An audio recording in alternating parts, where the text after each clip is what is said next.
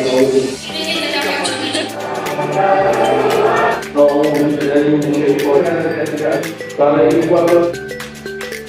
itu, pada segala hormatnya.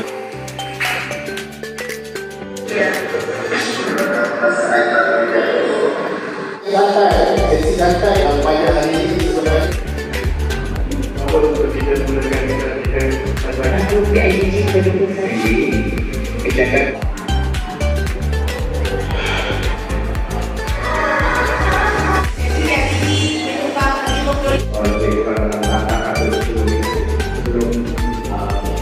boleh itu untuk jawab pertama kenapa tugas tu agak besar. Sebenarnya proses untuk dia saya tadi yang masih saya terangkan masa belajar tahun 16 yang ini mantapkan lagi mana kelemahan praktis masa selepas PKP.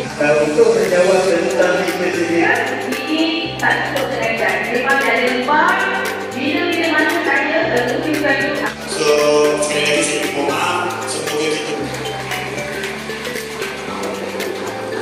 Jadi, sementara Menyokong cadangan tersebut 24, 25 di Menyokong ahli jabatan kuasa 2024-2025 dikekalkan. Dato' Aziz Imam Tadatul dan